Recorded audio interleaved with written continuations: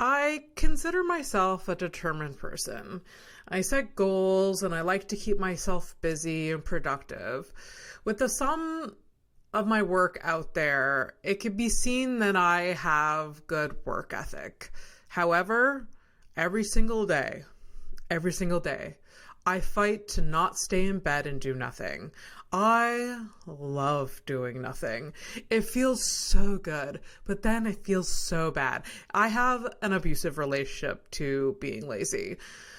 I read a book a few years ago about this woman in her 40s. She had a family, she had 2 successful businesses, and she wrote about how she structured her life to be successful.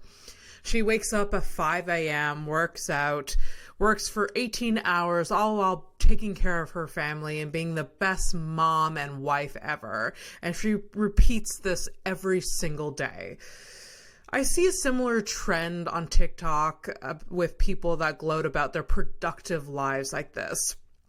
This is my 5 to 9 after my 9 to 5. We've all seen it. And I have a few thoughts about this. First, fuck you. Absolutely fuck you. Work ethic and being successful has been taken over by these unrealistic standards. When did this happen? How did we get here? That being said, I like talking to people about how they manage their lives for the better. I like seeing people being successful, but let's be real about it. Let's be real. Rest is productive, and we should be honest about being lazy sometimes. Stay in bed. Order Uber Eats. Don't do your laundry for 3 weeks. Forget to shower. You deserve it.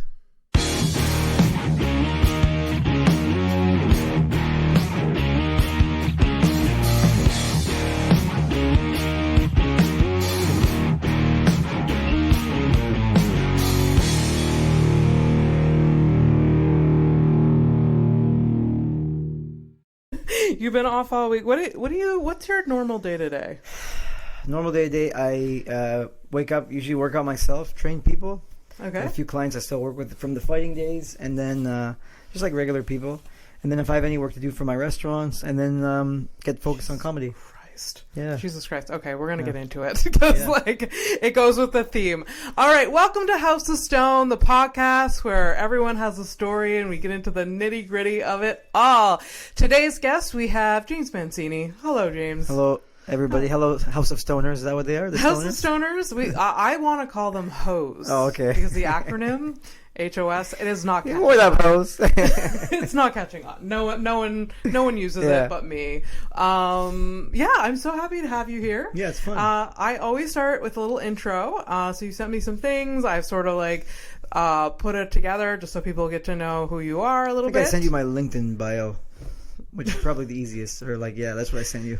Yes, I mean you sent me like a big chunk of things. Yeah. I don't know. It's fine. You have a lot of things that you've done in your life. Yeah, a lot of small things, I guess. Small things. Okay. Well, there are big things. James' career started in athletics with a devotion for amateur wrestling. He won 7 Canadian national titles. Yeah, those are little things, James. As well as represented Canada in the international events, notably winning a silver medal at the 2010 Commonwealth Games. He has made a transition to professional MMA. Throughout his life, he has participated in many different media roles, including reality shows, radio shows, short films, special skill movie roles, podcasts, TV appearances, sport commentary, and event hosts. Yeah, those are small things. Sam, it sounds pretty good when you say it. Yeah, you sent this to me. You should say it for me from now on. You've done a lot, and the list goes on. So you are the host of the YouTube show, The Boom Boom Show, where you do interviews and you comment on different topics such as combat sports and pop culture. In season 2, you took to the streets where you had funny interactions with Montreal nightlife community. And last but not least, you are a stand stand-up comedian making waves in the Montreal scene. So yeah. Did I say making waves? I don't think I said making waves. No, I added Okay, that. thank you. I didn't say making waves. Because the bio you sent me, it was like, oh yeah, and I do stand-up too. Yeah. Well, that in the last year, it's obviously taken up most of my time. Stand-up. It's taking up a lot of your time, stand-up? Yeah. Well, like I'm pretty heavily into it now, so. Yeah. It kind of consumes you after it sucked a while. me in. If you like it, if you like it a lot, it will consume. Like all my brain goes to it, and obviously I love it. I love where it's led me. Like so podcasting and producing, but it really, you do a lot too. You know, you have your company, you do your like lawn laughs, and then you have your like you're a good stand-up, and you have the podcast. I'm not saying I don't, but you do a lot. You started this with like just some little things.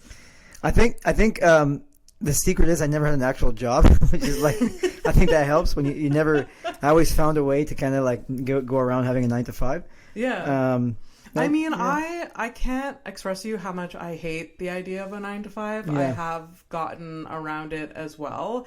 But yeah, that goes with the theme work ethic. Like you've gotten away with like not having a 9 to 5, but you do work your friggin' ass off at multiple different things. Yeah, so, I think it's really about like using your network and seeing, you know, where you could put the pieces into place that you could work smart. Not hard. But of course, like the things that I do, a lot of them are not full-time gigs. I mean, the restaurants, they were, and now I kind of took a back seat to just kind of being one of the silent partners. Yeah. But, and that gives me time to work on the stand-up. So stand-up came in and it like, oh man, it like, kind of like you said, just like takes over everything. It takes over your brain power. And then like, you gotta, even if you have like a small set at night, it takes up all you're thinking about it all day, and it's kind of it's an interesting thing, stand up. It is because like when I started, I didn't realize the rhythm of it. You know,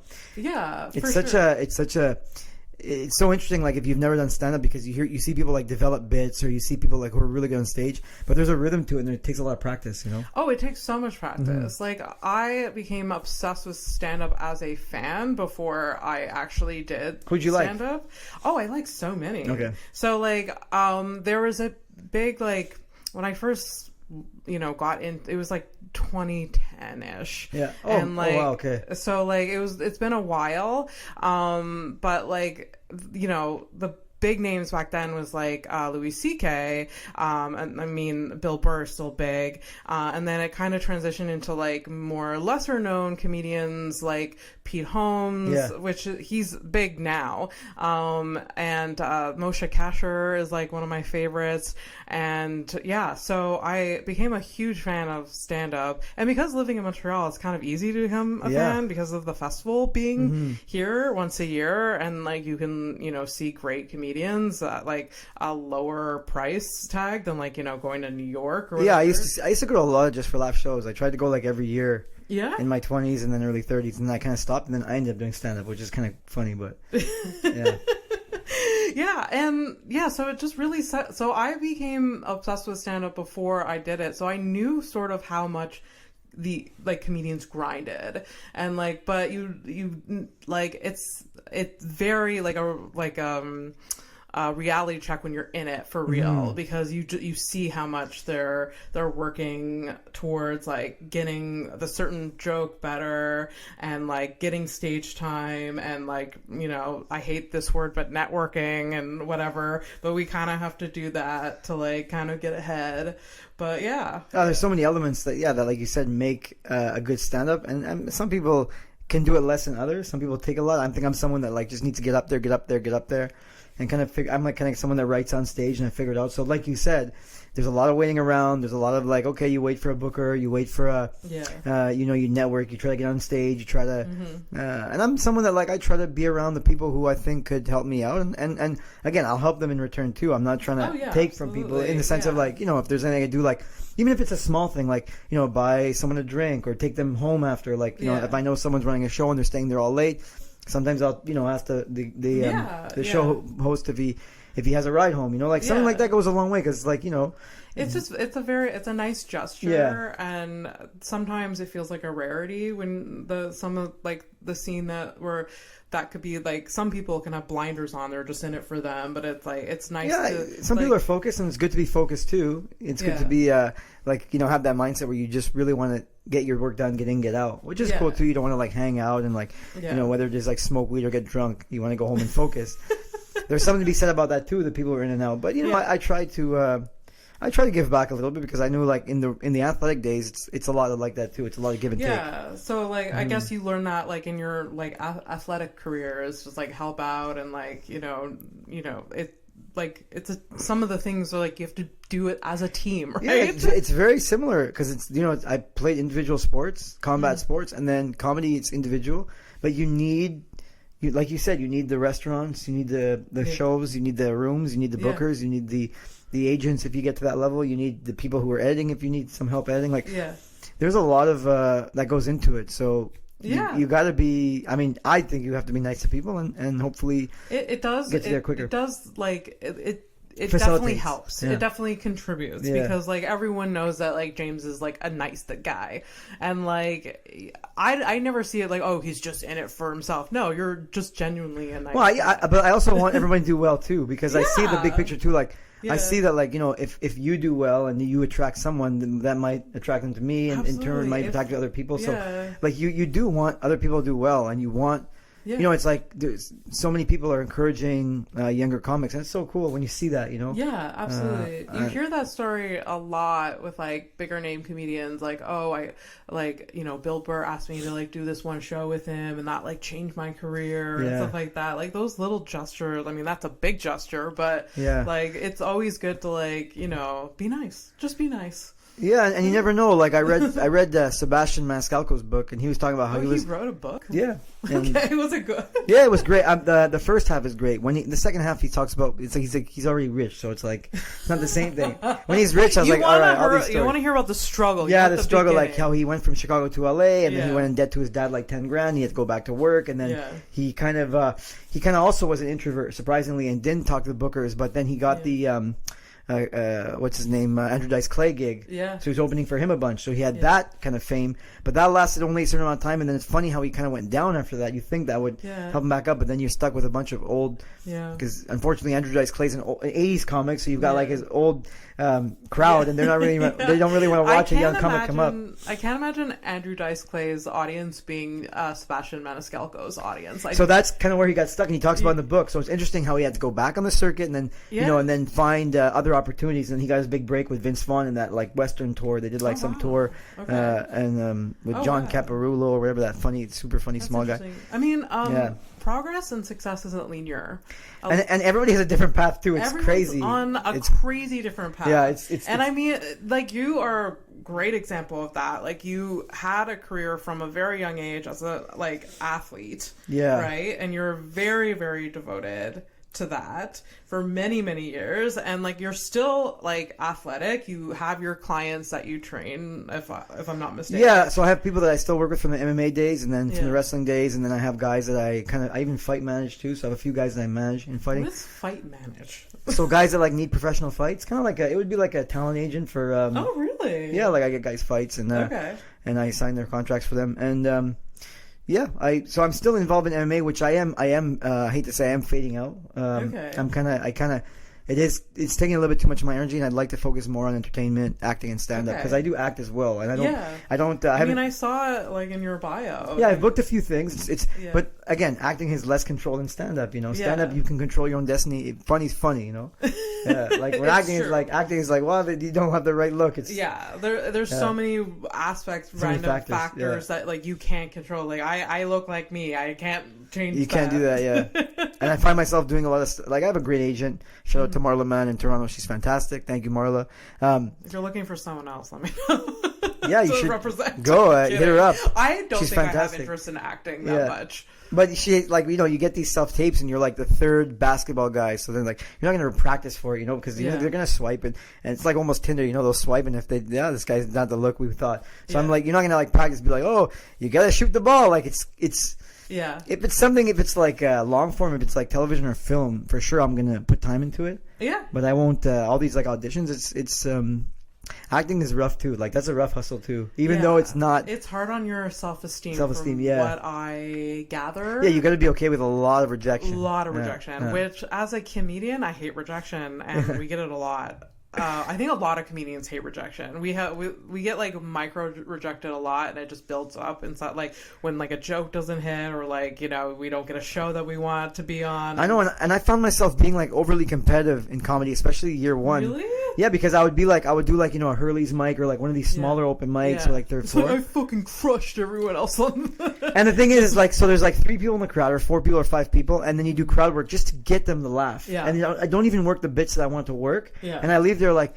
The first year I was like, yeah, but you see how much I got them to laugh? And it's like, yeah, but then you see guys like Harrison and guys like, whoever, name it, the person would just go up there, work their bits and try it out. And if they would bomb, it's like they're working there in front of 5-6 people. They'll figure it out. So now I have to like put that in the back burner and be like, okay, I don't have to win every single set. It doesn't even have to be. No. It took me like a year and a half to learn that because I was like, and then I showcased. A year and a half is less than some people, and like it really isn't a competition. You're just there to like make yourself better. It's training. Exactly. Yeah. It's training. It's not a match. That's if I'm awesome. speaking your lingo. Hey, look at Abby. Oh my God. That's no, but it's exactly that. So you try to win. You try to like make 3 people laugh, but then you didn't really work on the one thing that you wrote all day, and you practice in the mirror. It's like, well, what did I write that for in the end? And then you can always try it. There's sometimes I show up at open mics and I'm like, I can't do this joke here. I walk through the door and I'm like, nope, we're doing something else because like it's not the room. Do you find yourself like do you find yourself doing that a lot? Is it, or like you have your material and you stick to it? It depends on the room, but yes, in general, yes, because there's some open mics that just feel like I feel like I can't work on material there. There's some, yes, and I definitely force myself to, but some open mics or shows that are labeled open mics, it feels like, I have to deliver the best that I have because of the audience is there, the producers involved. Yeah, maybe the producer, that's another thing too, is like, that kind of sucks when you're like, okay, you want to work on something new, but then I'm at the level where maybe I think I'm, a bit behind you, where I'm the level where if you're working on something new, I don't think they'll hold it against you. Myself, I'm still. They will. You really? Yeah. Oh, of course. Yeah. Of course. Because me, I'm the level like I'm trying to impress all the producers. Like I am too. Really? I still feel like I'm fighting. Okay, but maybe that's my own insecurity. But I am liked by a lot. But I do feel like if I have one set that's wonky, like they're still gonna book me. But if I have a couple back to back, okay, then there's something that they may, I won't be on their list for a while. Yeah, it's tough when there's someone there. So that's where I don't know, the competitiveness comes. Like, I need to be the best. So it's hard, but I like to when I have shows the Thursday at the Tuesday at third floor, I always, with Tim Kraft, he's very, he's a comedian like us, right? So, he's very, try out new stuff. It doesn't, it's very, low stakes, where, I've said this before, sometimes, the comedy nest just doesn't feel like I can try things out sometimes. Yeah, and you don't know who's watching. That's okay. And sometimes the audience because the audience there isn't, comedy fans, they're very okay, you have to give me the best that you can because I'm not going to give you... The audiences? Yeah, the audience are a little bit hard to deal with. Yeah, I think... Is it because they expect, it's a comedy nest, they think it's, the best, and they think, I'm not sure. Anglo scene, and they're I'm not sure. Okay. I've had this discussion with multiple comedians, what is happening with the audience there? And I think maybe it's just people that are like, I don't want to see any movie downstairs. Let's go upstairs. It's just I don't know.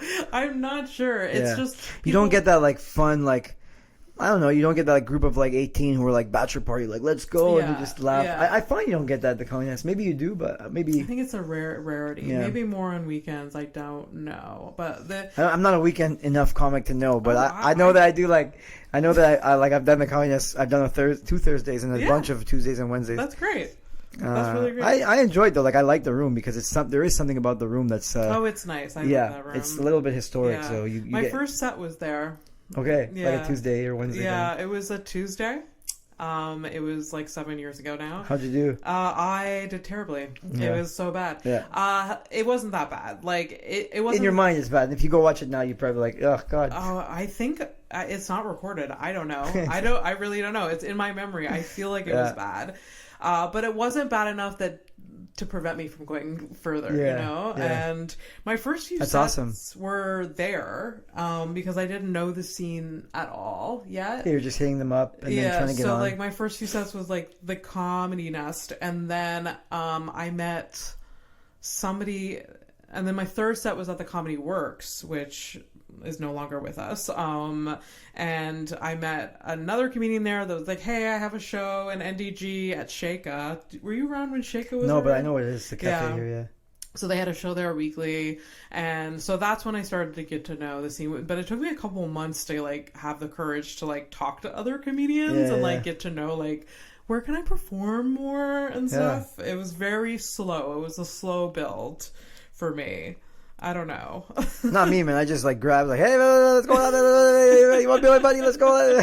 I don't know. I'm not like shy about that. So I didn't but I was lucky because the way I started was like Paul Beluga had started me because I grew up. Paul Beluga? Yeah. Okay. So we grew up on the same street. And then every time like I'd have a date night, not every time, but a lot of times I would go see him just do local shows because it was like a cool date spot. Cool. It is a cool vibe to go to a comedy show. Yeah, especially like, I remember bringing a girl to the Art Loft, and then I remember bringing a girl to the Comedy Nest, and I remember just like Art Loft would be an interesting. It depended. I would have picked and choose the date. Yeah, but it was kind of cool because like it was packed, and my buddy's doing comedy there, and it's like like underground scene. The girl was like all impressed and stuff, and it was it was cool. And then I'd always tell Paul, I'd be like, I could do this, and he'd be like, yeah. And then one day I saw him at the supermarket, and he moved to like down the street from me. So we grew up on the same street, and then he moved years later, like 15 years later, whatever. Mm-hmm. And it was right before the pandemic, and he's like, I'm doing a show in my condo. And you want to be on? And I'm like, okay, when is it? He's like, okay, like in 5 days. This is Monday. It was like on Friday. So I'm like, okay, cool. You said yes? Yeah, I didn't know like anything. I just like wrote like 15 minutes. And it was like 15 minutes? Well, okay, so it was me and like you see the bill. It was like me, Bruno Lee, Pantelis, Mike Patterson, and Paul. Like that was who it was. What was happening? Yeah, because it was your first show. Yeah, it was like in Paul's little condo. He'd bring like 30 of his friends, and they would, good comics would come practice. Like Patterson came, I think, before he was headlining another thing. He just came in like headline. So I was cool. on with these guys. I have a picture of it, like my first set ever, and I brought a bunch of my friends. So I just did inside jokes. So I thought I was doing comedy. I'm like, oh, this is cool. I mean, and then kind of you were. Yeah, and then so funny enough, that was a Friday night, and I'll never forget Saturday. Paul's like, I'm going to do Peroni, which is the New Delhi Planet, which is the Sid's room with the Straight Outta Montreal crew. So he's like, come, I'll introduce you to Sugar Sammy's brother, Sid Kular. He runs a bunch of shows, and they have Straight Outta Montreal. And I was like, okay, cool. Like, I'll go meet the guy. So Paul did a set. I met Sid, and then Sid booked me for Wednesday. Yeah. It was at Bar Villeray at the time. Oh, yes. Yeah. I remember 2019. when it was there. So 2019. So now on the Monday, I guess he contacted me. I don't know if it was Lucy or I don't know who it was, but go to Blue Dog on Monday. Okay. Yeah. So somehow I ended up from Friday. I don't know if you're still following, but from Friday I ended up seeing them Saturday, meeting Sid, getting booked for a Wednesday. But then Paul sent me to Blue Dog on Monday. So you were grinding right from this is the first week. Beginning. So then I go to Blue Dog on Monday. So obviously I bring, it's my second time doing comedy. Yeah. I bring like 4 friends. They're the only 4 in the crowd.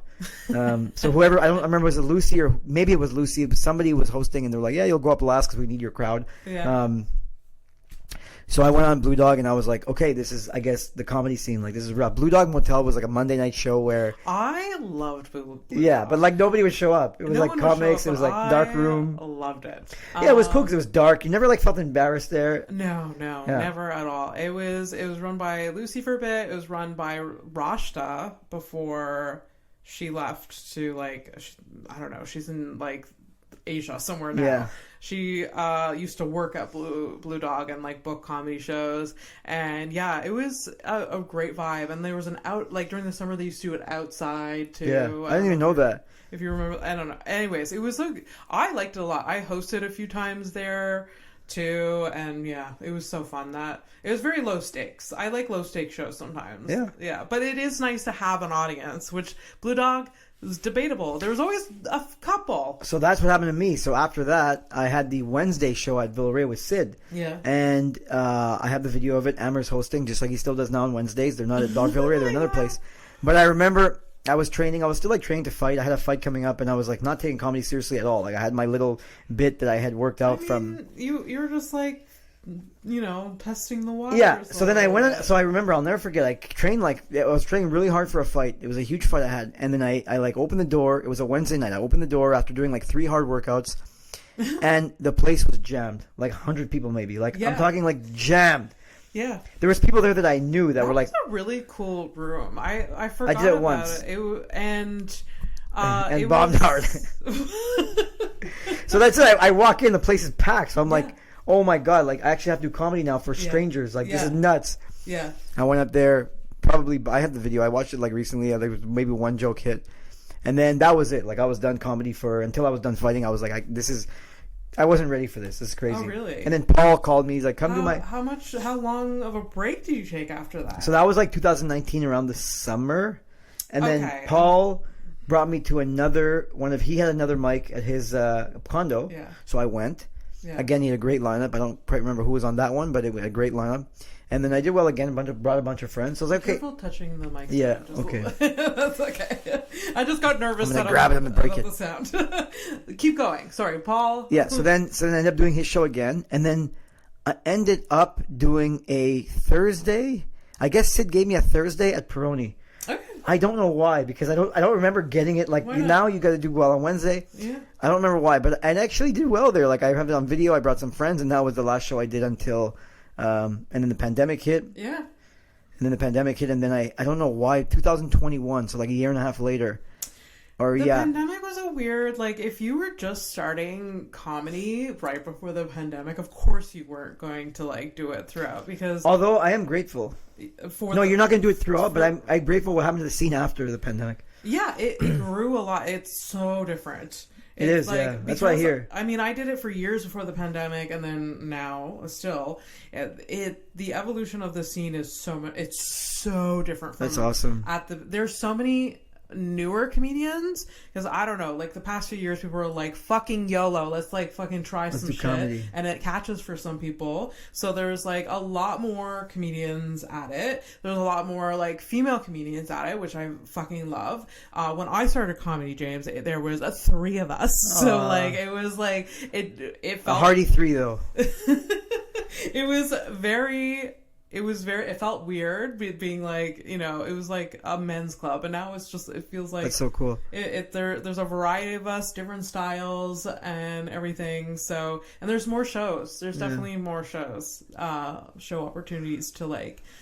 But then that's how I got back into it, because actually Miriam Khan and Rodney Ramsey, they had the open mic, the Zoom. Yeah. I don't know how I was in contact with her. I think Miriam through acting or something. And then I was like, let me do the Zoom show. So then again, I brought like a bunch of my friends to watch on Zoom. So she's like, okay, you can go last as much time as you want, because I had 15 friends that were drunk watching on the screen. Oh, wow. And then that's how I got back in comedy. And after that, it was like, I guess, like, so if you hate my comedy, you got to go hate on Marianne Khan, because she's the one that got me that gig, that really got me back in it. I don't know, I just got back in it from that. And then I hit up Sid right away, and I was like right back in. Was that your first and only Zoom show? No, and then I did a few. I was like seeking them out. I was like seeking them. I was like, I got to do these. And I ended up doing like an LGBTQ one in California. Like I don't even know, with some people that were like, it was all that niche, which was fun, because I had like a bunch of weird wrestling stories, and I had a great time. But like, and I had some other ones that I did, like another American one. Mm-hmm. And then maybe you liked Zoom shows. I feel like I haven't talked about Zoom shows in a while. They were an interesting experience. Yeah. I did one. The most interesting one I did was I was driving to Toronto to do some shows. When I first started, I'm like, I'm going to go try Toronto scene. Like a Sunday, Monday, Tuesday run. Like just some local shows. Yeah. Like open mics. And I remember on the Sunday I had I think it was Miriam's show, I don't remember, but there was a Zoom show that I had, and I did it from, like, I didn't reach my hotel, so I just literally did it from my car in the parking lot. And I just did sing in the car parking lot, and then I went to go do some shows in Toronto, and I was like, this is...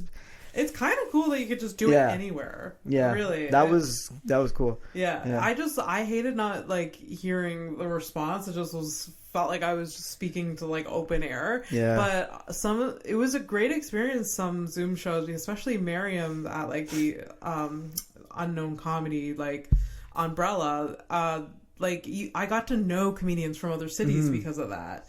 Like, especially ones from Toronto and stuff. It's like, oh, I remember you, like, and it's been really cool. So, I actually that's how I found my agent, Marla Mann, was from that Zoom comedy show. Oh, that's because her awesome. brother Stephen Mann was trying comedy on the Unknown Comedy Show, and she was watching. Yeah. And then another friend hit me up and was like, hey, my agent is like, said that you have a look or something. And I was like, okay. And then that's how I got in contact with her. So that's actually how I got started in acting. That is really cool. Yeah, so I forgot about that. That was weird crazy. Coincidence. Yeah, like, that was. Did you think it was a scam at the beginning? Big time. I was like, who is this person DMing me?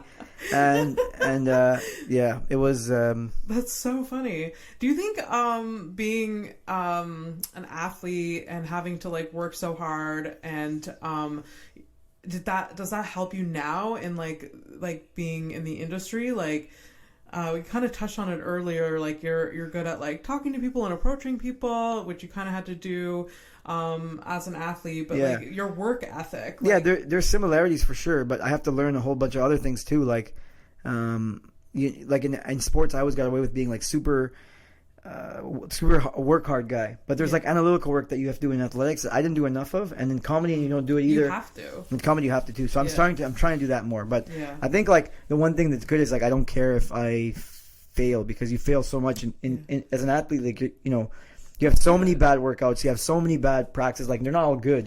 That's such a good thing to learn and be comfortable with, is failing. And I think, like, as a comedian over the years, you learn to be good at failing, for sure. And it does not feel good. It does not, as a human, it does not feel good to fail. But you just get more comfortable with it and you kind of roll with it.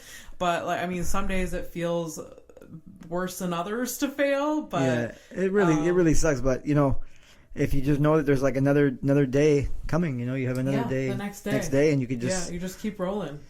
For sure. And everybody's path is different. You see some young guys now, like, Matthew Borgelli, and there's, like, so many good young comics, Jason Hu, all these, like, young guys are, like, they got good so fast, and then, so it's, everybody has their path. It's great. I think, like, the scene, because of the evolution of the scene, it helps with that, because there are so many mics, and, like, these young people are so great, and I'm so glad to see them pop up. It's cool, man. It's really cool. It's really and we had the luxury of starting Aaron Belial, like his. Oh my gosh, yeah. Because I remember the first show I hosted, I had him on. Sid's like, we're gonna book this this guy who has cerebral palsy. Is that what he has? Yeah, he started here. His first open mic, I think, was here in Montreal. And in 2 weeks... From Ottawa, and then... Yeah, in 2 weeks, he was like a weekend comic. Like, he was just incredible. He's incredible. And now he's touring the United States. He was on America's Got Talent. It's incredible. Unbelievable. I'm so proud of him. I mean, I didn't do anything to help his career, but I'm really proud of him. He's a great guy. He's the first show I hosted, he was on, and it was... you're blown away because his timing is impeccable, and it's crazy. Yeah, it's really cool, and I mean, obviously he's just very unique in his style, and, like, he's a guy. He's not afraid to. He's not scared. Not afraid. Yeah. He's not scared. He has nothing to lose. Yeah. So, like, he just goes for it, and it's really, really cool to see him grow. He's very aspirational, right, for all of us. Right? Mm-hmm. And he is, again, like, he hustles. Like, he made his way through Montreal, and then he moved back to Ottawa, and, like, very quickly, and then he wasn't afraid to jump on a plane and, like, go try shows in different cities and stuff like that. So and he built a fan base super fast. It's really inspirational, for sure. So when did you start, like, dabbling in the arts? You were athlete from a young age, but when did you start, like, from your list and your credit, like you were part of reality shows, you were well, acting. Like... Yeah, that's not. I mean, it's not that big. The reality show I did was The Ultimate Fighter with George St. Pierre. He brought me in as a coach in season 12, I think, in Vegas. So, okay. But that was just because I was like, that's cool. Yeah, I was like wrestling with him a lot during that time, and I was one of Canada's top wrestlers. So I ended up going with him. Yeah. But that that's a bit embellished. I did one reality show. That's fine. That's more than I have done. Yeah, but then and then starting little roles, getting on podcasts. I started doing commentary for Wrestling Canada. Yeah. I started doing announcing for them, and I just movie roles I picked up along the way. I had met some pretty cool producers. I was on Mother Movie doing special skills with Darren Aronofsky film because of my friend Scott Franklin, because I was training hits kids in wrestling. That was a big hook. So it was who you knew. It was definitely who you knew. Ended up doing a bunch of different media stuff, and then I went. 2016, I didn't qualify for the Olympics in wrestling, so I ended up doing the Radio Canada broadcast for the Olympic coverage in French. Oh, amazing. Yeah, and then from there, I was like, okay, I'm pretty comfortable on the microphone, and that's when I was like, okay, I can do anything with a mic. Okay. So we would have if there was a wrestling festival, I would be the guy on the mic. Okay. And are there auditions for stuff like that? Or no, I got it's crazy because even just who you know again and the first one I did was volunteer work for the Canada Games in 2013 in Sherbrooke. Okay. And I had to do English and French. I was the only guy on the mic. I was basically a commentator plus ring announcer plus event coordinator, which you will. So I was saying who wins what medals, who goes on what mat, and RDS and TSN was there. So our French and English broadcast was there. And they were like, "Do you have a card? You're a professional." I was like, "This is the first time I've ever done it." There was 8 mats, and I'm just walking. It's for 18 and under, so they're young, they're juniors. Okay. And it's 8 mats, the big Canada Games. And I know the organizer, obviously in Quebec. So he got me to do that. And that's where I was like, I can really commentate on fighting and combat sports. So now I'm also a pro combat sport commentator. That's skill. You have to be quick. You have to know your shit. You need to you have to be analytical about what's going on. And, you got to kind of flow with you let the audience flow along, and you have to be sensitive to the fact that some people know the sport and some people don't. So you have to give context to things, exactly, and you have to pick and choose. Yeah, you'll have some people's mother, my mother will be watching, so you have to explain that position to somebody's mother. But then you also so smart that you were able to pick all of that up. It takes time to develop. The thing is, it was fun because I had a microphone. I had to walk around and just walk on the mats and try to identify where the good wrestlers were, and then be like, okay, let's get the coverage. I was even event coordinator because at the one point I was like, okay, let's get coverage on this guy because he has a story or she has a story wrestling over here, because I know the athletes as well. Oh, yeah. So that was it was just freedom to walk around, and I'm talking about the 2013 Canada Games in Sherbrooke. It was really the freedom to walk around with a microphone and just commentate on what I saw and really enjoy and be able to be passionate about the wrestling and be able to commentate on it. So then after that I was like, this is what I want to do. That's amazing. And now I have a bunch of gigs in fighting and combat sports, and in Quebec, if there's a wrestling or MMA event, I'll probably be on the mic for it. Yeah. I did some in the U.S. Well now in this. Here. I worked with one organization in the U.S. And they're kind of defunct right now, so it's a cool thing to get into. But again, more control in comedy, Yeah. You want to get more into comedy. It's something's driving you, or. It's just attracting you to I do love it, but at the same time, like I said, you have more control. It's when you do well, you get booked, and it's kind of like sport for me. So it's a bit more clear path. Like you said, there's a lot of other stuff that goes around it. Mm-hmm. Do you try to get up every night? Do you try to go to a show every night? Yes, I do. Which kind of is tough for my social life. It's so tough. I see you everywhere. Yeah, and I put a bit of boundaries to it because it burns me out, right? And my last relationship was with someone who was just an athlete too, so she was super focused with being asleep by 8 o'clock, 9 o'clock. So it was fine. So it worked out. Yeah, it worked out. But your life, you have to get up early too. You train. Not early. I get up at 8. You train yourself. I get up at 8 o'clock in the morning. That's not early. My friends wake up at not. My friends other comedians how late they. Some of them have jobs too. Yeah. But but my friends I grew up with, my close friends are all business guys, family guys, and they all wake up at 5, 6. They're you get to sleep till 8. Some of them are calling me 6, 7. So for me, 8. I try to wake up 8:30 if I know I'm gonna have a long night. But for sure, I don't. But again, I don't abuse. Some guys abuse. They'll go and they'll Some guys and gals will stay there all night and drink all night, and then it's 2 o'clock in the morning, and there's no way you're gonna wake up at 8 and be ready to do your stuff in the day. No. So I also don't abuse. So that is kind of where do you not drink or you say abuse because of like your training that you want to do the next day, or like your other work? I just never did. I guess because I was always an athlete and I never got into it, and like I will get drunk sometimes. Yeah. But like again, like on Tuesday you'll see everyone at Grumpy's drinking, and nothing against it's awesome. Like I will hang out with them, but I won't stay and drink on a Tuesday. Like I'll have those will be my boundaries. You know, my boundaries. Don't give me booze on Tuesday. You know. I mean, I guess it's fun. Do you judge other comedians? No, I don't. Like, but that's it. Like, it's a safe space. No, I'm kidding. Yeah, like, no, but it's again, like, I don't judge anybody. Everybody has their own way. Like, I remember, like Harrison Weinrep, who's probably my favorite comic in the city. I remember asking him once, and I was like, "All right, Harrison." Like, I love talking to him because he's so silly. You know, I'm like, "All right." Silly. I was like, "All right, Harrison, I gotta go. I'll go to bed in the morning." And I'm like, "Harrison," and he's like, "Yeah, James." I'm like, "What time you go to sleep? What time you wake up in the morning?" And he's like, "I don't know, like 1." I'm just like.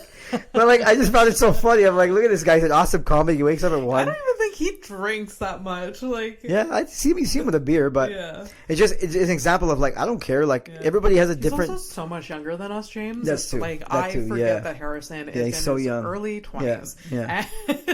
And we are not. So yeah, but that's it. So I don't care what you do. Is just for me. I mean, if I woke up at 1, I have that personality where I'd be like, oh man, I just wasted the day. You know. Oh yeah. I gotta do. I have my father's voice screaming at me. If I sleep past like 8:30, like you're wasting your day. The whole day is gone. Yeah. Like Boomer parents. Yeah. Yeah. It's like I mean, my boomer parents are like that. It's just like they. But me, as long as I'm trying to be productive, I think, but sometimes I'll take a nap at like 3-4 o'clock, try to get 30-40 minutes, and just to like fine. I mean, you're out every night trying like grinding, so that's perfectly fine. But again, I don't have kids. I want kids. I don't have. I would like to have.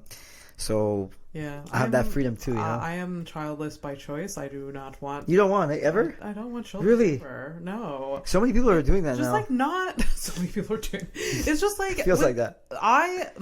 I see my future like in the arts of what we're doing, and I can't imagine like a little like mini me like this that I have to take care of.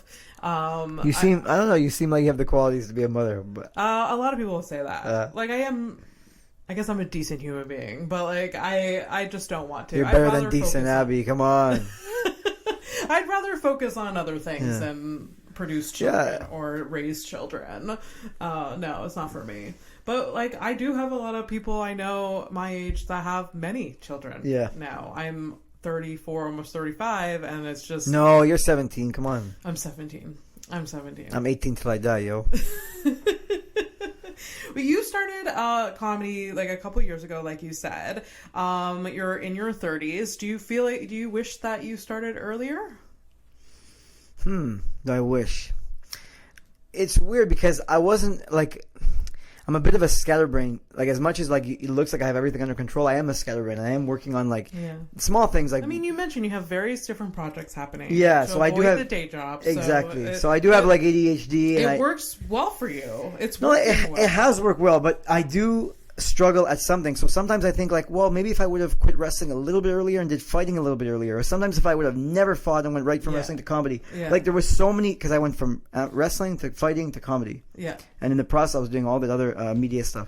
So for sure, sometimes I think about how the equation could have worked differently. Like if I would have maybe fought a couple extra years, maybe I could have went to the UFC, which is, I was on UFC Fight Pass, but I wasn't in the UFC. So I was in like the farm leagues of the biggest league. Yeah. So it'd be like being, okay, you're not on Netflix, but you're on something else. So I was in pretty high level. I didn't make it the highest level. Yeah. In wrestling, I got some international medals. I never, I didn't do that well at the World Championship. So at the highest level, so you're always having, I always have doubts. Like I always think, like I look back and I'm like, it must come up a lot as an athlete. Like, oh, what if this happened? Like always, and especially as an amateur athlete in the Olympics with wrestling, everything goes by years of 4 for the Olympics. So it's like quadrennial. Yeah.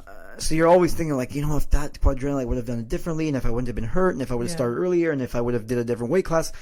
So you're constantly like renegotiating. But right now I've learned to just accept like this is where I'm at now. Yeah. And it's my path and that's what it is. Because for so long I was like, man, I should have put wrestling earlier and did fighting. Man, I should have not ever did fighting, went right to comedy. Man, I should have just not did comedy, maybe did a couple more fights. I would have been there. Like I could have done that all day because I did so many different things. I think it's natural. It's natural for our brain to do that. Like, oh, what if? Or but it's everything led to like where you are now. Yeah, and again, I'm happy. I pat myself on the back that I reinvented myself in the sense of like now when people see me, they think me more as an artist and a fighter, which I like. Like that's all I wanted. That's all I want. I just didn't want to be known as like a fighter and a wrestler forever. Yeah.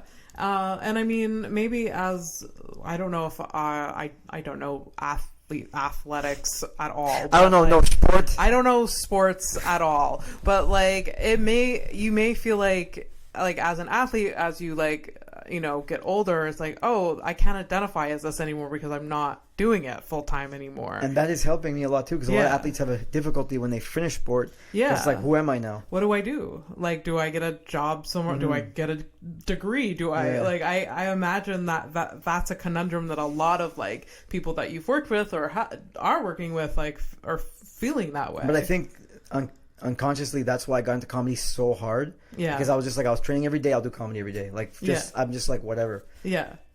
But it's good. Like just like you need to train, it's taught you that you need to like grind reps, go to Grumpy's on Tuesday. And, I don't do none of that anymore. Like I'm getting too bougie with my Wednesday spots or whatever. But no, I did go actually 2 days ago, and Harrison didn't put me on because it was too booked. But he's promised Grumpy's me next week. Grumpy's is the hard one. I feel like Grumpy's comes up many times on this like podcast because people need to vent about it because it's so hard. At like Grumpy's is like a Tuesday open mic where it's like a bar. You go, it's like 11 o'clock at night and nobody's listening to you. Yeah. But we have to do it. We have to have those shitty open mics, just like if you get a laugh at Grumpy's, like, and everybody will tell you, like, attest to this. It's the best. It's a good feeling. It's so good.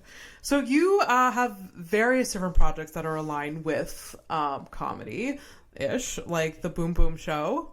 Did that start because of comedy or because of so that started, I was working with Green Horizon, a great local company. If you guys need any advertising or media or marketing work, I don't know if you do advertising. Do you do advertising? I need to. You need to. Okay, I was gonna say, if you have because you have so many things going on too. I hope I'm not plugging like another advertising on the House of Stone Pie. If someone's willing to like give me money.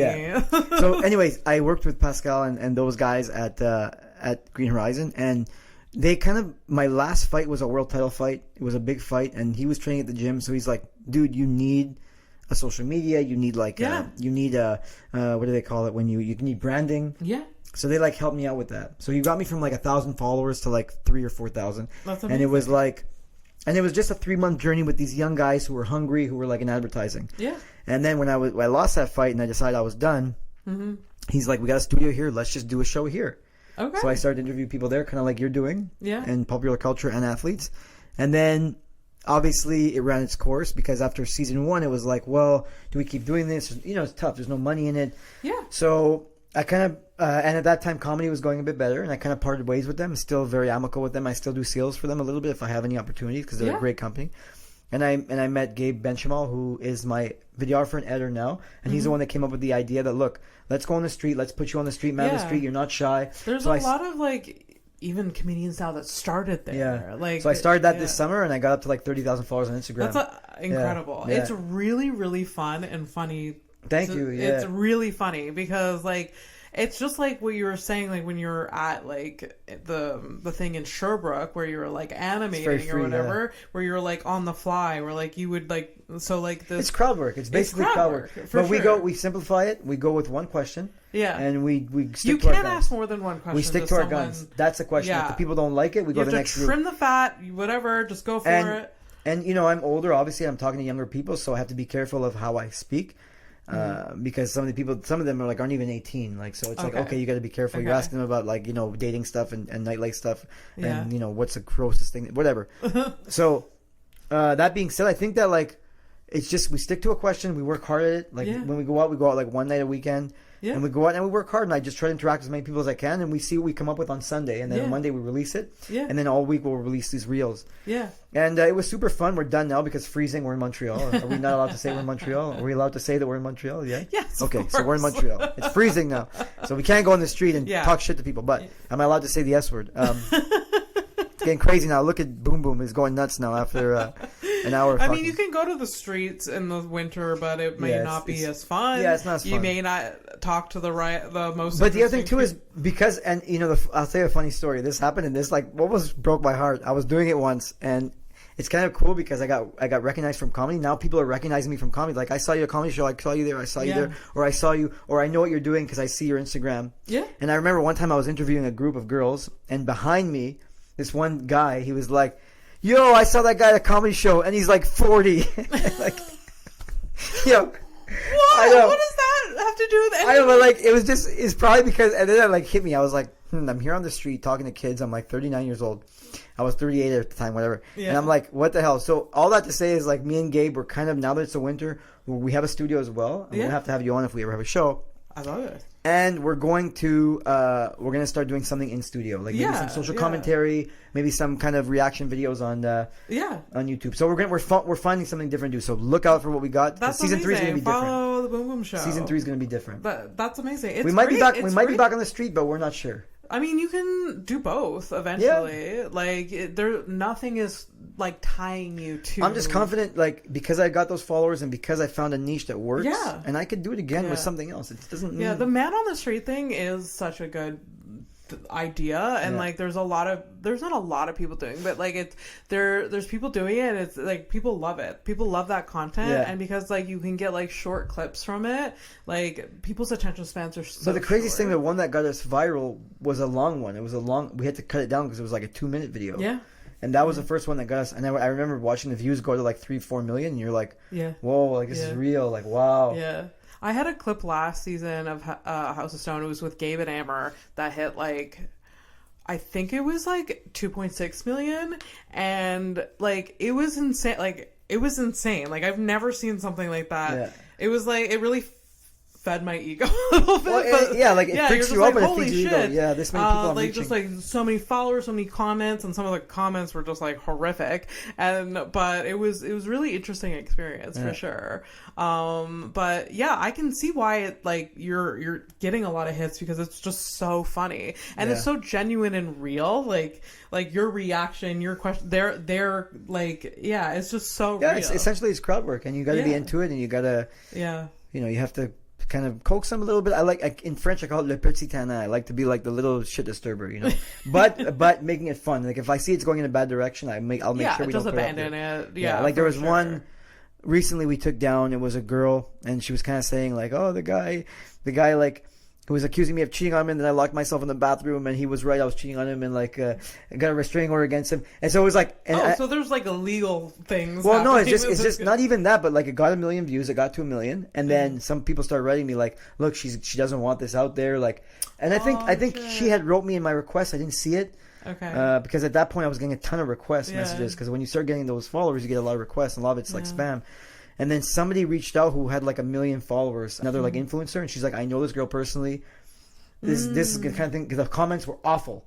Oh, so I took it down right away, and I've taken a few down. Like if someone has to take it down right away. Yeah. And then I mean, I feel like as you shouldn't be in it just for like fucking views. Like if it's really like making someone upset. Yeah. Then like we've taken down like probably 10, 12. Okay. Really? Yeah. We've taken down quite a few. Was this woman was the worst? Like it was the worst comments. Oh, okay. Because they were like, she deserves that then. I mean, the story is the guy caught her cheating. She wouldn't show her phone. She locked herself in the bathroom, and the guy went nuts, so she called the cops on him. Oh my god. So the story. So that's an embarrassing story for her. But she told it. She was. I guess she was inebriated. I don't know if she was or doesn't. But she was like yelling. She was like, shout out, and it was like it was funny. But at the time, you know, and even my editor, you're not thinking of the comments, you know, you're just thinking of like, okay, it's a funny story, and she told it, so yeah. But then then that's when we start thinking like, oh my god, the comments are like so toxic. Yeah, yeah. So and again, I wrote on I put a story out. I'm like, look, guys, if it's gonna be like, if you're gonna keep your comments like that, like I'm gonna try to delete as many as I can. Yeah, absolutely. But it's hard to keep up if you have a lot of followers like you and like all the views. Like I couldn't even keep up. Man, there was one video go viral once. I had another story where a girl. I'm like, what's your worst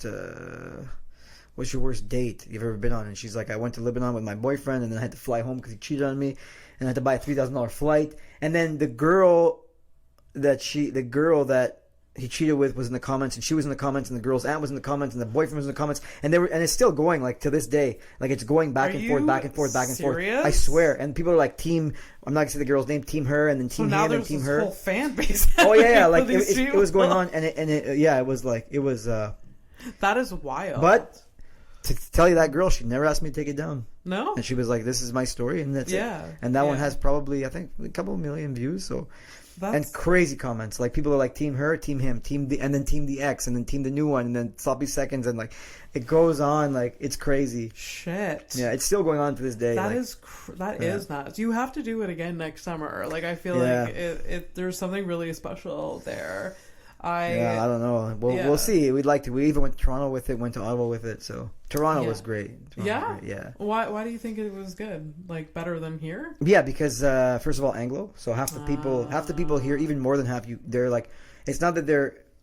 I don't know. I'm not to say bad. They're not like they're. First of all, they're super drunk, and they're like, sometimes we're really French. Yeah. So the accent's like hard to decipher what they're saying, and I don't want to make it crazy hard for my editor. Oh God. Yeah, so it's but you go to Toronto and they're all Anglo, and there's more. It's a bigger city. It's a bigger nightlife. So you have just more. I remember we try to get about 20 to 25 good interactions to have maybe the 7 reels for the week.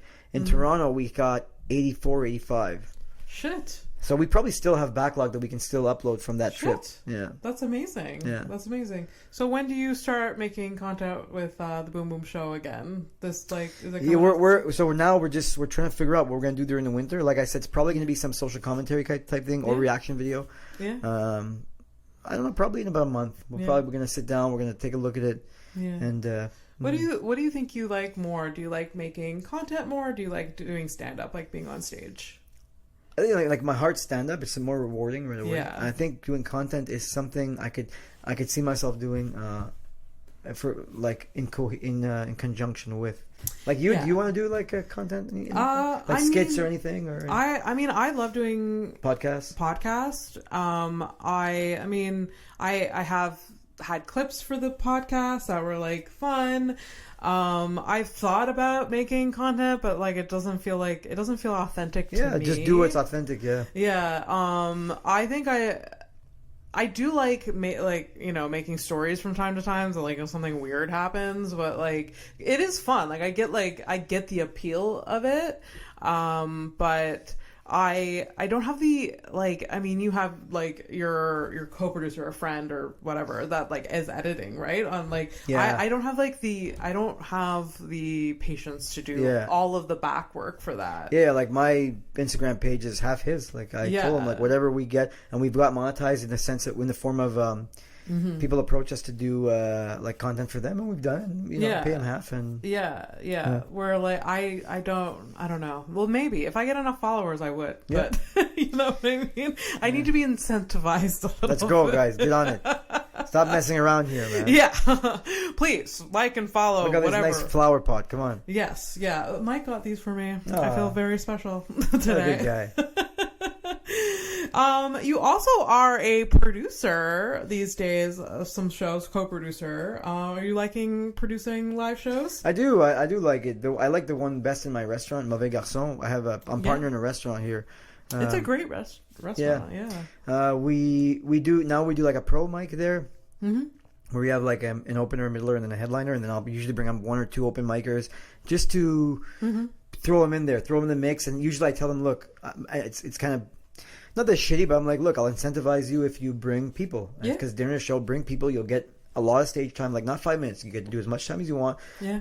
Not more than 7 or 10, but they usually don't have that anyway. But like I did one with Jake Laxer, who was like a really good up and coming stand up, and he's like 20 years old. So it was cool, like co-produce with him. Yeah. Like Michael Pecker helped me with one. He brought like 8 people, so I'm like, do 10 minutes, and it was his first time he did 10 minutes, and he had a great set. Nice. So I do that style. But again, we do have good headliners. Not to say those guys aren't good, but it's a really pro show. It's $70. You get a meal, full course meal. Yeah. That's the one I like producing the best because it's really my baby. It's at my restaurant, and you know I've designed it, the stage and everything to be intimate. Yeah. And the other ones I do with some with Sid and with Straight Out of Montreal, and whenever he needs me or I find some rooms for him and kind of go back and forth. But those are mostly just to host. Because I really want to practice hosting. It's hard to produce those when it's really, really hard to produce shows. It's hard to bring people out to like random places, you know. Yeah. Like my restaurant, I guess my heart's into it. Yeah. And I could bring my fan base there and my friends there. Really hard to bring people out to, like, you know, I was producing one at Melrose with him, another, like now we have one at Bacaro. Yeah. It's a bit harder. It's tough because when you're producing, you've got to put the butts in the seats. I hate selling tickets. I hate putting butts in seats. It's like my work, like. It's my worst. But you do it with Lon Laughs. I don't. The people that hire it, it's private, they're private shows. It's kind of like corporate things where like I just show up and that's go. Awesome. And but it's rewarding though. Like the I don't know what book it is, but being able to sell someone something is a crazy skill to have. Like me to take your money and sell you a service, like that's. Yeah, and as a comedian, you have to learn that skill. Yeah, my dad's a salesman, and like I look up to him so much. Like he really, it's hard. I don't think I'm that good at it. Like I'm like, okay, fine. If you don't want to, I'm not gonna push you. Like I hate pushy salesmen, but like I mean, it is a skill. It's almost an art in itself. Just like. And I'm sure your dad believes in whatever he's selling, but like sometimes I believe in my shows. I'm like, I know you'll have a good time, but I'm still not that pushy. I'm like, okay. Yeah, that's what you gotta remember. You gotta remember that like the people who don't come, they might hear from the people that came how fun it was. So that's kind of like my motivation. Yeah, yeah, absolutely. That's so cool. That's so fun. I mean, it's been so nice to have you on. We've almost been an hour. Damn. That's crazy. So what else do I want to ask you? Okay, what is your next goal for your stand-up career? What do you want next? Well, I just came back from the New Orleans Comedy Festival, the Hell Yes. Oh my gosh, tell me about that. Yeah, it was cool. I got like some weekend spots and some paid spots. It was like on the festival, so it's a festival credit. Yeah. It's not the biggest festival in the world, but they run a great. Chris True runs a great. I performed in New Orleans this past summer at the Comedy House. I didn't do the Comedy House. I couldn't get a spot. It was too last minute. But I met a few comedians there, and I did like a couple like open mics. Nice. This guy named Troy, I think. I can't remember his last name, but he was like so freaking nice. Troy Stepp or something. Or, pardon? Maybe Troy Stepp or I don't know, something like that. Maybe I don't know. Yeah. Gosh, I can picture his face, but anyways, but yeah, the scene there was very kind. And it was. The great people, Southerners. The crowds were great. They're rowdy. They're not shy. Oh, really? It was. I got a good time. I did Friday, Saturday, and I came home on Sunday, and I did 2 shows each night. Was this your first time in New Orleans? No, my second time. So I met the guy who runs the festival 2 years ago because I was working for an MMA show there, and I was like 2 months in comedy. And I jumped in, got a spot, did terribly, but I met the guy, and that's how. And then I hit him up. I'm like, look, I applied for your festival, and I think you'd really like, at least my improvement from what you saw me 2 years ago because I was 2 months in. And then he's like, you're picked. He's like, we're not going to fly you out, but if you want to come, and I self-funded myself, and I went. That's great. Mm-hmm. That's so cool. It's so great to say yes to those opportunities. Like it's definitely worth it. It's worth it to meet other comedians. You've got to do it like. Yeah, once or twice. You got to have some festivals, even though maybe they don't. I mean, if you're not like a feature, like if they're not paying for everything, Pardon? Like if they're not paying for everything, you've got to do it once or twice. You have to. Yeah. You have to invest in yourself at some point. Yeah. Oh, absolutely. It's worth it. Like you'll never I feel like you'll never regret going to like a festival. You won't. And I lost a lot of money at the casino, so. Really? Yeah, they have a big casino there in New Orleans. They do, and it was right beside the Comedy House, Caesars, and I was like, there's nothing to do. It's a Harris, and I was like, that was. Are you a gambler? Yes, I am a blackjack player. Oh, really? Okay. I've never gotten into gambling. Good, don't. Besides on myself. Don't. But yeah, I like the blackjack. I think. I get it. It's not. It's competitive. It's fun. Yeah. But I can't fathom losing money. Oh god, I lost a lot this trip. Like that. Okay, I can't picture that. Yeah. So go back to the question. What is your your? Oh, my goal. So my goal. So I did the festival. Now I have 2 festival credits from this summer. I've got Windsor and New Orleans. Windsor, I got a last minute spot, and I just jumped in the car and I went. Okay. So I got 2 festival spots. Flo was there, so that was pretty cool. I have another Montrealer there. Yeah. So I think now that I've done like festivals, I think my next step is to be invited as like a headliner at a festival. I think that's like like my next thing. It might be 2 years away. It might be 5 years away. It might be a year away. But I think my next goal is to really, really earn a spot where like someone asks me. I think that's the next thing, or like apply and it's like a yes right away, like a headliner. Yeah. And I'm working on a project with Simo Fecto. We're working on a project for something else. I'm not going to talk about it now, but we're working on a little project too. So yeah, so that's my next goal. But in stand up, just keep getting better and keep grinding and be invited as a headliner. That's that's like the good fucking phenomenal. That's a goal. good nice short-term goal. Yeah, which and kind of like being an athlete, there's always like the next goal there, right? Like you win one match and then like there's always another one. Yeah, like ultimately my long-term goal is to be a headliner where I can draw a huge crowd and sell a lot of tickets, like a Sugar Sammy. Yeah. But the short-term goal is to like you said, climb that ladder. Yeah, for sure. And what my experience with like the Just for Laughs Festival or Zoo Fest is that like all of us comedians are working so hard for like a spot, but it's not the end goal and be all. There's always next year. There's always like a headlining spot. There's always other festivals. That's what I really love about comedy. There's always like, and everyone, like you've mentioned earlier, everyone has a different path. Yeah.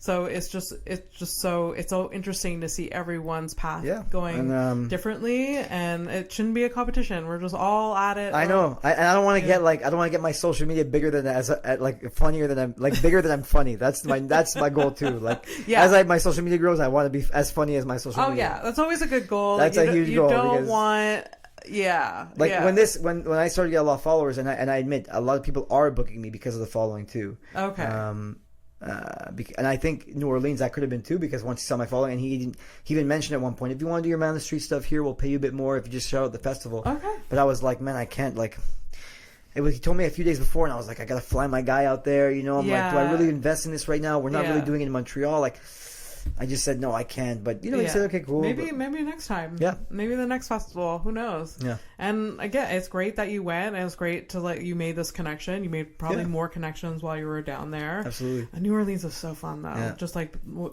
comedy festival. Well, I do wish I was 20 years younger in that town. Oh. Yeah. Same. To be 20 years younger in that town would have been. I would have made I wouldn't have come home. Yeah. It's just, even like Bourbon Street, if you're 19, 18, 20, 21 years old, they have open, you're allowed to drink outside. Yeah. Oh, you could leave the bar with your drink and go to the next bar and just keep drinking. You can literally bring your drink from one bar to another bar. You can't do drugs outside, but you can. Yeah, but it's also kind of gross. Bourbon Street is disgusting. Yeah. You can smell it from a mile away. I heard in the morning they bleach the street. Apparently. Yeah, it doesn't help. Yeah. Maybe it's helping a little bit. Yeah. But you can smell... It is dirtier than I thought, yeah. It's so disgusting. And I don't think... I would have never been that... when I was there was literally a girl that was passed out on the sidewalk. It was you. Don't lie, it was you. That would never be me at any age. But it would have been fun as a young person. Yeah, me too. The first time I went 2 years ago when I was man, if I was young here. Yeah. It's still fun for anyone at any age, for sure, but I guess I definitely get the appeal of being a young person there because it's just partying nonstop. But there's just live music. I love the live music every night, and you can even, it starts at fucking 6 o'clock. So you can, if you're older, you can still go out and experience that and go back to your hotel. So it's a cool place. Did you visit the cemeteries or any of the other No, I did the French Quarter. I did Bourbon Street. I went to the cemetery when I was in New Orleans. Why is it big there? There's it's a big thing. So creepy. And you know what? It's weird. It was weird. I was I'm not doing that, and then I ended up doing it, and it was cool. Oh, nice. Like, they just have like an old cemetery, and they have a lot of history. Nice. There's a lot of history there, and yeah, it was awesome. Cool. I love like touristy stuff sometimes. That was really cool. Yeah. All right, we always end the episode with 2 questions. You can choose to answer both, or one, or none. The 2 questions are what is the hardest thing you've ever been through, and what are you most passionate about? The hardest thing I've ever been through was, I guess trying to qualify for the Olympics in 2012, because I had such a good coming up to it, and then 2011 was like a bad year, and then 2012 I had to like make up so much time and I didn't qualify, and I really was like if you look at like statistically, I was supposed to. Yeah. Okay. So it was hard emotionally, physically, mentally. Yeah. Okay. So like the year like 2011, did you hurt yourself, or was no? it just I just had a bad year, a couple of bad tournaments back to back, and then I fell in the rankings, and I had to like make up time, and it was okay. Yeah, it was. So that was of course, and understandably very fucking hard. What am I the most passionate about? I guess I would say right now stand up and just life. I'm just passionate about. You're passionate about life. That's nice. I'm just passionate about like waking up every day, and I have my. It's just interesting to have goals and to be at my age and still be able to like hang out with young people and do comedy. And I love that. That's such a good answer. Like, passionate about life. Yeah, I think what I have going is like it's pretty special, and yeah, I don't have quite as much money as some of my friends have, like my friends growing up, because they're a lot of them have been working so hard for 20 years while I was kind of working other things, but they kind of, if you're passionate about that's life, the thing, so they kind of look at me and they're like, well, at least you're following your passion. So that's, and I will always like, I just got offered a crazy job, which is insane because I just talked about not having a 9 to 5. I just got offered a 9 to 5, which would give me like the most money I've ever had, and I will be turning it down because Really? I've always told myself I'm just going to have to follow my passion, even though like maybe right now like the restaurant and the stuff is not yielding me as much money as I want. Because like I said, I'm kind of turning down some of these clients and stuff to get more time for stand-up. I'll always follow my passion. And right now my heart is going less towards training people and more towards entertaining people. So I don't know. Like, yeah. I mean, you should be very proud of yourself. I don't know. It's all right. It's like it is tough, but again, I'm single. With no kids. So I'm saying this all. That's fine. I know. I'm saying this all now, but like some people might be watching this, like, but I got 3 kids at home, and I understand that too, because if I had kids, I don't think I'd be able to be as free spirited as I am. Yeah, because I do love kids and I want kids. So. It'll come one day. Thank you. Yes, it'll come one day if you want it. You are very goal oriented, James. If we've learned anything from this fucking podcast, and you work hard, so it'll come eventually. Hope so. For sure. Thank you so much for being here. This was fun. Thanks for having me. So much fun. Yeah, it was so much fun. Where can people find you online? What's your handles? Man, Instagram is Jamie Boom Boom Show. Jamie Boom Boom Show. I'm trying to get it shorter. I'm trying to get Jamie Boom Boom. I was trying to get James Mancini, but they're all taken. I don't know. So Jamie Boom Boom Show for now, because I really didn't want to underscore. And then Twitter, X, James Mancini. Facebook is also Jamie Boom. Now we started a Facebook page that got monetized. It's pretty cool. Yeah. And Jamie Boom Boom Show on TikTok. Okay. And then YouTube, The Boom Show. Yeah. All of those. Go follow, subscribe to all of those. You'll like it. I will put links in the bio for those. And you know where to find me, houseofstonepodcast.com for all of the links. Like and subscribe. And thanks for listening. Thank you, James, for being here. Thanks, it's awesome. Thank you. Bye. Bye, guys.